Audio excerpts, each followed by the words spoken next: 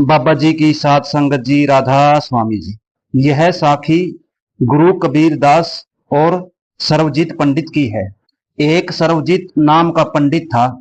वो खुद को अपने आप को बहुत बड़ा ज्ञानी, बहुत बड़ा विद्वान मानता था। वो हमेशा यही सोचता था कि तेरे जैसा विद्वान और ज्ञानी इस धरती पे कोई पंडित नहीं है। सर्वजीत पंडित की माता कबीर दास की शिष्य थी। सर्वजीत पंडित की माता कबीर दास की शिष्य थी। उसने सर्वजीत से कहा उसने सर्वजीत पंडित से कहा कि कबीर से जिदाई मत कर। वो तो खुद परमात्मा है, परमात्मा का एक रूप है, एक मालिक है। लेकिन सर्वजीत ने अपनी माँ की बात नहीं मानी। सर्वजीत ने अपनी माता को कहा कि मैंने बड़े बड़े विद्वानों, बड़े बड़े ज्ञानियों को हरा दिया। वो तो एक अनपढ़ इंसान है, जिसने कभी स्कूल नहीं देखा, कभी कोई शिक्षा ग्रहण नहीं की, ना उसमें इतना कोई ज्ञान है। उसको तो मैं यूं ही चुटकियों में हरा दूंगा। उसको हराने में कोई ज्यादा समय नहीं लगेगा। लेकिन उसकी माता के मना करने पर वो चला गया। लेकिन उसकी माता के मना करने पर वो चला गया। अपनी बैलगाड़ी में सभी ज्ञान की पुस्तकें, ग्रंथ को लेके कबीर की ओर चल पड़ा। जब वह कबीर के गांव पहुंचा जब वह कबीर दास के गांव पहुंचा तो गांव के बाहर पानी के कुएं हुआ करते थे। उस दौर में गांव के बाहर पानी के कुएं हुआ करते थे। उस दौर में कोई नल या नलके नहीं होते थे। कुआं ही एकमात्र साधन था पानी का। जब सर्वजीत गांव पहुंचा तो गांव के बाहर कुएं पर एक लड़की पानी भर रही थी। जब सर्वजीत पंडित गांव पहुंचा तो गांव के बाहर कुएं पर एक लड़की पानी भर रही थी। वो लड़की कमाली थी। वो लड़की कमाली थी जो कि कबीर दास की पुत्री थी। उस सर्वजीत पंडित ने उनसे पूछा कि बेटी, यहाँ गांव में कोई कबीर दास रहता है? मुझे कबीर के घर जाना है। कमाली ने जब सर्वजीत को देखा तो वह अहंकार से भरा हुआ था और देखा बैलगाड़ी में किताबें भरी हुई थी। कमाली भी बहुत पहुंची हुई थी। जब उसने पूछा, बेटी यहाँ कबीर का घर कहाँ है? तो कमाली ने आगे से श्लोक बोलकर कहा तो कमाली ने आगे से श्लोक बोलकर बताया, कबीर का घर शिखर पर, तापर सिलहली गैल, खिलकन ना चढ़ सके जहां पंडित लादे बैल। कमाली ने कहा, कबीर का घर शिखर पर, तापर सिलहली गैल, पिलकन ना चढ़ सके जहां पंडित लादे बैल। कबीर का घर तो बहुत शिखर पर है। कबीर का घर तो बहुत शिखर पे है। उसका रास्ता तो इतना चिकना फिसलन वाला है। उसके रास्ते में इतनी चिकनाहट है कि जहां चींटी भी नहीं चढ़ सकती। उसका घर इतने ऊंचे शिखर पर है, यानी सतलोक, जहां तुम पहुंच नहीं सकते। उसका रास्ता तो इतना चिकनाहट भरा है, जहां चींटी भी नहीं चढ़ सकती। संगत जी, चींटी का स्वभाव हम सब जानते हैं। वो एक बार कोशिश करेगी, फिर गिरेगी, दोबारा फिर कोशिश करेगी, फिर गिरेगी, फिर कोशिश करेगी, फिर गिरेगी। इतनी बार कोशिश करेगी चींटी जब तक वो अपनी मंजिल पर पहुंच नहीं जाती। लेकिन कबीर दास जी का रास्ता इतना चिकनाहट भरा है कि वहां तो चींटी भी नहीं पहुंच सकती। तुम जैसे इंसान की क्या औकात है? अब सर्वजीत पंडित को कमाली की ये बात समझ नहीं आई। वो अज्ञानी पंडित था जो सिर्फ और सिर्फ किताबें पढ़कर विद्वान बना बैठा था। अंदर का ज्ञान कोई मालूम नहीं था। उसने कहा, बेटी मैं समझ नहीं सका। उसने कहा, बेटी मैं समझ नहीं सका, उसका घर कहाँ पर है? मुझे उसके घर जाना है। तो कमाली ने उसको रास्ता बताया कि इस गली में जाओ, इस गली में उसका घर है, इस गली में उसका घर है। मैं उनकी बेटी हूं।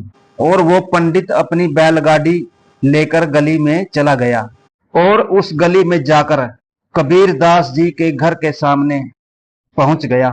वहां पे माता लोई बैठी हुई थी। वो अपने अहंकार में था। उसने कहा, मुझे गुरु जी से मिलना है, कबीर साहिब से मिलना है।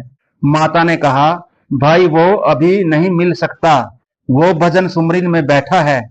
उसने अपनी सूरत मालिक से जोड़ रखी है। वो अभी नहीं उठेगा। लेकिन पंडित अहंकार में था। लेकिन सर्वजीत पंडित अहंकार में था। उसने कहा मैं तो मिलके ही जाऊंगा। सर्वजीत पंडित ने माता लोई को एक पानी का घड़ा दे दिया और उसको कहा इसको कबीर दास जी को जाके दे के आओ। इस पानी के घड़े को देखकर कबीर जी समझ जाएंगे कि मैं कितना बड़ा ज्ञानी हूं, इतना ज्ञान से भरा हुआ हूं जैसे ये घड़ा पानी से भरा हुआ है, मेरे साथ बहस करे। तो कबीर साहब ने उस घड़े में, उस पानी के घड़े में सुई को डालकर वापस दे दिया कि उस पंडित को वापस दे दो। उसका मतलब ये था कि मैं इस तरह से भरा हुआ भी हूं और मैं पानी भी नहीं हिलने देता, मैं लोक परलोक में हर जगह हूं जहां देखोगे। ये नहीं कि मैं धरती पर ही दिखाई देता हूं, जैसे ये सुई तले में है मैं वहां भी हूं, जैसे ये सुई तले में है मैं वहां भी हूं, पाताल लोक परलोक। अगर वो फिर भी ना समझे तो कहने लगे कि आपसे वचन विलास करना चाहता हूं, वो ना माने, कहे कि मैं आपसे बहस करना चाहता हूं, तो कबीर ने कहा मैं तो अनपढ़ आदमी हूं। तो कबीर दास ने कहा, गुरु कबीर दास ने कहा कि आप एक कागज पे लिखो कि मैं हार गया आप जीत गए, मैं अंगूठा लगा दूंगा आप अपने साइन कर देना कि मैं हार गया आप जीत गए। जब उस पंडित ने लिखा कि कबीर हारा, जब उस पंडित ने लिखा कि कबीर हारा और सर्वजीत पंडित जीता और पंडित ने अपने साइन कर दिए और कबीर दास जी ने अपना अंगूठा लगा दिया। उसके बाद जब पंडित ने उस लिखे हुए को पढ़ा, उसमें लिखा मिला कबीर जीता पंडित हारा। जब पंडित ने उसको दोबारा से पढ़ा तो उसमें दिखाई दिया कि कबीर जीता पंडित हारा। फिर पंडित कहने लगा कि मेरे से गलती हुई है, मैं दोबारा लिखना चाहता हूं, कि मेरे से गलती हुई है मैं दोबारा लिखना चाहता हूं। उसने दोबारा से लिखा कबीर हारा पंडित जीता, कबीर का अंगूठा लगवाया और उसने अपने साइन किए। पंडित ने फिर दोबारा से पढ़ा तो पाया कबीर जीता पंडित हारा। फिर वो कबीर से कहने लगा मेरे से फिर से गलती हुई है, मैं दोबारा से फिर लिखना चाहता हूं। कबीर ने कहा कि भाई आप अपना मुंह पानी से धो लें, अच्छी तरह सोच लें। कबीर ने तीसरी बार कहा फिर से लिखो। पंडित ने फिर दोबारा लिखा कबीर हारा, कबीर हार गया, कबीर अज्ञानी है, उसमें ज्ञान नहीं है और पंडित जीत गया। दिया, कबीर का अंगूठा लगवा दिया और अपने साइन कर दिए और पढ़ने लगा। फिर वही लिखा हुआ मिला कि कबीर जीत गया पंडित हार गया। उसके बाद पंडित सर्वजीत कबीर के चरणों में जा गिरे, चरणों में गिर पड़े और कहने लगे कि मुझे माफ कर दो, आप तो परमात्मा हैं, स्वयं मालिक हैं। पंडित का अहंकार सब टूट गया।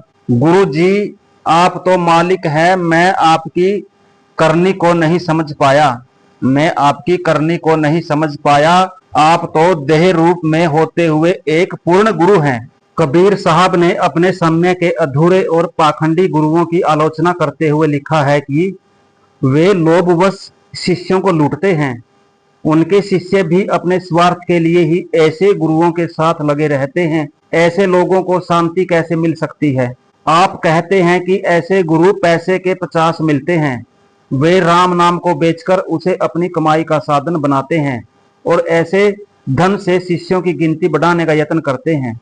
कबीर साहिब ने गुरु तथा शिष्य दोनों के लिए बहुत ऊंचा आदर्श स्थापित किया है। कबीर साहिब ने गुरु तथा शिष्य दोनों के लिए बहुत ऊंचा आदर्श स्थापित किया है। आप फरमाते हैं कि शिष्य को चाहिए कि अपना सब कुछ गुरु को अर्पण कर दे, शिष्य को चाहिए कि अपना सब कुछ गुरु को अर्पण कर दे अथवा सब कुछ गुरु का समझकर इस्तेमाल करे, परंतु गुरु को चाहिए कि शिष्य की सुई तक को हाथ न लगाए। शीश तो ऐसा चाहिए गुरु को सब कुछ दे, गुरु तो ऐसा चाहिए शीश से कछु न ले। ये कबीर दास जी ने। कबीर साहिब स्पष्ट करते हैं कि महात्मा अपने शिष्यों का धन साध संगत की सेवा या परोपकार में अवश्य खर्च करवा देते हैं ताकि उनकी कमाई सार्थक हो तथा परमार्थ के राह में चलने में सहायक सिद्ध हो। कबीर साहब स्पष्ट कहते हैं कि महात्मा अपने शिष्यों का धन साध संगत की सेवा या परोपकार में अवश्य खर्च करवा देते हैं ताकि उनकी कमाई सार्थक हो अथवा परमार्थ के राह पर चलने में सहायक सिद्ध हो, परंतु महात्मा निजी जरूरतों या निजी लाभ के लिए शिष्यों से कभी एक पाई भी नहीं लेते। और जैसा कि सब जानते हैं, कबीर साहब ने जीवन भर कपड़ा बुनने का काम किया, कपड़ा बुनकर अपना और अपने परिवार का पालन किया। आप जब भी संत मत के प्रचार या सत्संग के लिए बाहर जाते, अपना करगा साथ ले जाते थे। हजूर स्वामी जी महाराज फरमाते हैं, संत सतगुरु के पास नाम भक्ति का अकूट भंडार है। हजूर स्वामी जी महाराज फरमाते हैं कि संत सतगुरु के पास नाम भक्ति का अकूट भंडार है। वे दुनियाई धन दौलत की ओर नजर उठाकर भी नहीं देखते। वे अपने शिष्य से अपने गुजारे के लिए कभी कुछ नहीं लेते। हाँ, परमार्थ के लिए अपने शिष्यों से परोपकार जरूर करवाते हैं। वे अपने शिष्यों से अपने गुजारे के लिए कभी कुछ नहीं लेते, परमार्थ के लिए अपने शिष्यों से परोपकार जरूर करवाते हैं। तो सात संगत जी, ये थी साखी गुरु कबीरदास और सर्वजीत अर्जुन पंडित, जो कि एक अहंकारी था। कैसे गुरु कबीरदास ने उसका अहंकार तोड़ा, कैसे गुरु कबीरदास जी ने उसका अहंकार तोड़ा। ऐसी ही साखी के साथ फिर मुलाकात होगी। मुझे दीजिए आज्ञा। राधा स्वामी जी।